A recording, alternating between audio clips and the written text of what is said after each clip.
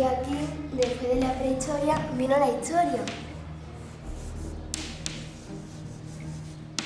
Que dentro de ella hay 4 grandes etapas, que una de las más importantes, que es la que nosotros estamos estudiando, es la Edad Antigua.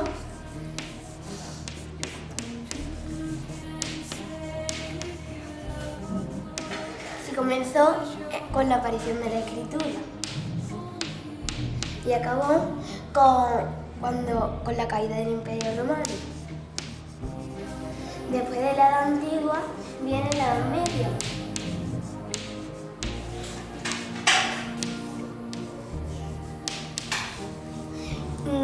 Que la estudiamos cuando vimos el río Guadalquivir.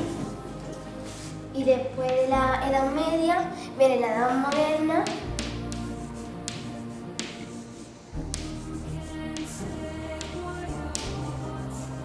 Que la estudiaremos para el año que viene.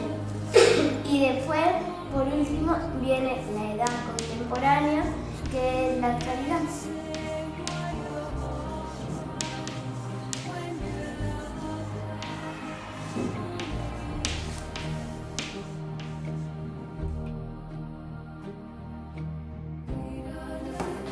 Cuenta la leyenda que a Roma la fundaron Rómulo y Remo, hijos de Rea Silva y Marte, y nietos de Ampilio, rey legítimo de Alba Longa. Cuando nacieron, los echaron en una cesta y los arrojaron al río Tíber, donde les encontró una loba, llamada loba Luperca. La loba los cuidó y amamantó. Cuando fueron grandes y le contaron la verdad, fueron a vengarse, pero Rómulo mató a Remo, porque Remo no había cumplido la norma que había puesto Rómulo.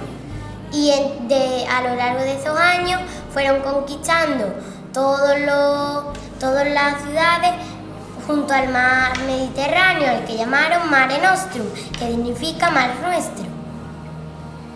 La romanización, que es el proceso mediante que los pueblos conquistados por los romanos adoptaban su idioma, su cultura, su moneda y su forma de ser. La Hispania romana estaba dividida en 3 partes, una llamada Tarraconensis, otra Lusitania y la otra la Baética. En Lusitania estaba situada en Mérita Augusta, un pueblo, una ciudad de allí. También estaba la Baética, que estaba Itálica, Benabrisa, Veneria, Córdoba, Málaga, Gades e Hispalis y Bailo Claudia. La sociedad romana se organizaba jerárquicamente. En primer lugar estaba el emperador.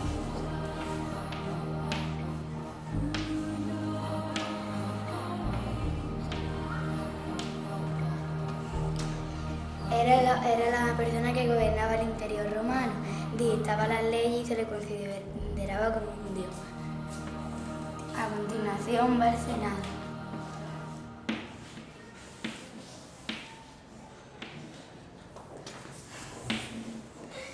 Era la persona que asesoraba al emperador y formaba parte del imperio romano. Después los patricios son unos ciudadanos libres, ricos, propietarios de tierra. Participaban en el Senado, ocupaban cargos políticos y militares, vivían en ciudades en casas lujosas o bien en el campo en grandes villas. Después los plebeyos, ciudadanos libres trabajadores, que su grupo social más numeroso eran campesinos, artesanos y comerciantes. En último lugar, los esclavos. No eran considerados ciudadanos, sino que eran de propiedad de otras personas. Trabajaban en el campo, las minas o el servicio doméstico. Los ciudadanos más pobres se vestían con una túnica simple. Los otros ciudadanos se vestían con túnicas que no eran igual que las de los ciudadanos más pobres, eran de otros colores, y los niños se vestían con una túnica verde, y ahora los ciudadanos más ricos se vestían con una túnica blanca, y los emperadores se vestían con un cinturón de cuero y una coraza y el casco con penacho. Esto era una ciudad romana protegida por una muralla hecha de piedra. Tenía entradas como esta. Sus calles eran líneas rectas perpendiculares y en el extramuro, fuera de la muralla, estaba el anfiteatro, que era donde se hacían luchas de gladiadores, y uno de los más importantes fue el Coliseo, que después de Cristo, hasta el siglo VI después de Cristo, y es una cosa muy rara porque la época de los romanos terminó en el siglo IV después de Cristo. Ya está. El arco del triunfo era cuando un ejército triunfaba, pasaba por debajo del arco del triunfo y las personas que no habían ido por si no sabían que había triunfado, pasaban por debajo y la gente lo veía y las personas ya sabían que había triunfado. La Selma era el lugar donde a los romanos les gustaba mucho porque recibían baños y hablaban sobre política y cosas importantes. Les voy a explicar lo que son los acueductos. Los romanos eran muy buenos ingenieros y entre ellos construyeron acueductos que servían para llevar agua a la ciudad. Y después va el foro, que era el centro de la ciudad y era donde estaban las tiendas, los edificios públicos, los comercios, que si lo comparamos con Lebrija sería la plaza.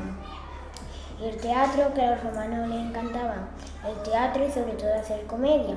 Por eso en la fiesta de fin de curso vamos a hacer un teatro. Además, otro edificio eran los templos, donde se guardaba la estatua del dios al que estaba dedicado. Otro edificio era el circo, donde se celebraban carreras de carros tirados por caballos. Por ejemplo, el libro que estamos leyendo, Más rápido, más alto, más fuerte, del plan lingüístico. ¿Crees que existen huellas del pasado que arrojen información del gran imperio romano en nuestra localidad? Bajo el caserío actual de la Casa de la Juventud se halla la ciudad romana de Lebrija, llamada Navisa Veneria.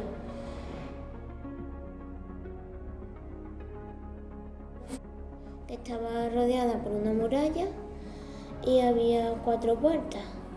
La de más arriba se llama Santiago, la de más abajo es Rota, la que está a la derecha es la de Sevilla y la que está a la izquierda es la de Jerez. Las casas romanas eran los domos. Al entrar en los domos se encontraba el vestíbulo. Más adelante estaba el atrium, un patio descubierto.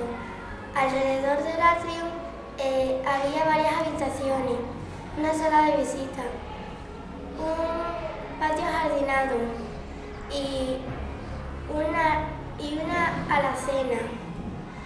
En algunos domos también había al entrar 2 habitaciones a los lados que tenían una puerta que daba a la calle, que eran locales comerciales o tiendas donde vendían lo que habían cosechado. Por todas las provincias italianas había propiedades agrícolas. Las propiedades agrícolas eran villas. Villas son casas en el campo. España era famosa por su aceite de oliva, Italia por su vino y Britania por su cerveza y artículos de lana. También los esclavos que trabajaban allí eran azotados por los supervisores que controlaban las actividades. Si un esclavo trabajaba mal, pues lo azotaban. El cultivo también dependía del suelo y del clima. Los patricios que vivían en las villas tenían cabras, mulas, vacas, toros, etc. para asegurarse la carne, y también tenían abejas para asegurarse también la miel. En la Gaética había 2 ciudades muy importantes. Una era Itálica y otra Bailo Claudia. Bailo Claudia tiene la calle recta y cruzada de forma perpendicular. Tiene su muralla su templo, sus termas, y lo que más destacaba de esa ciudad era su puerto marítimo.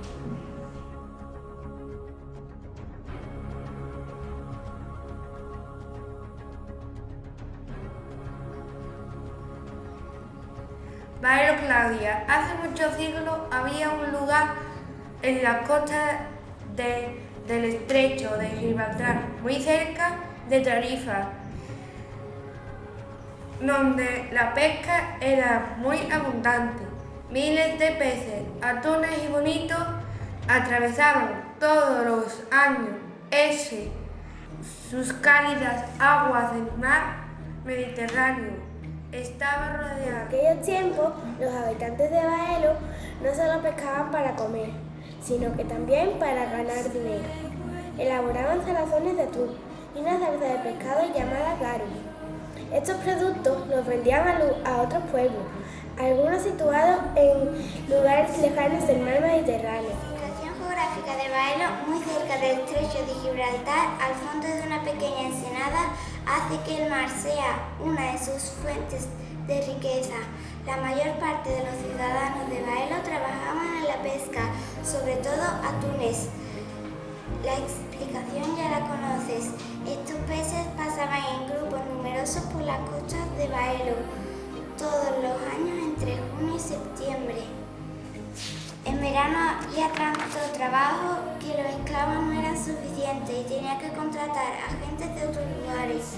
La técnica que empleaban para pescar era la almadraba, que aún hoy en día se sigue utilizando en Barbate y Zahara de los Atunes. Una vez pescados los atunes, ¿qué podían hacer con ellos? Ya sabes que el pescado no tarda mucho en pudrirse y como puedes imaginarte, los romanos no tenían frigoríficos ni conservantes como los que hoy se utilizan. El problema era aún mayor cuando su intención era venderlo en lugares lejanos, ya que el transporte podía durar meses y meses. Por otro lado, la cantidad de atunes superaba en mucho lo que podían consumir los habitantes de Baelo. El salazón de atún consistía en limpiar primero el pescado, cortarlo y separar sus distintas partes, cola, lomo, etc. En una vasija grande o en una pileta excavada en el suelo se colocaban capas de pescado y sal de forma alternativa. Después de unos meses, el atún estaba listo para comer o envasarlo. El garum era una salsa de pescado realizada con las partes sobrantes de haber limpiado el atún, boca, intestino, sangres, etc. Se solían añadir pequeños peces, agua y sal. Se dejaban 2 o 3 meses al sol y se mejoraba su sabor con algo de vino o vinagre. A los romanos les encantaba esta salsa y sus médicos la recomendaban por sus propiedades medicinales y para abrir el apetito.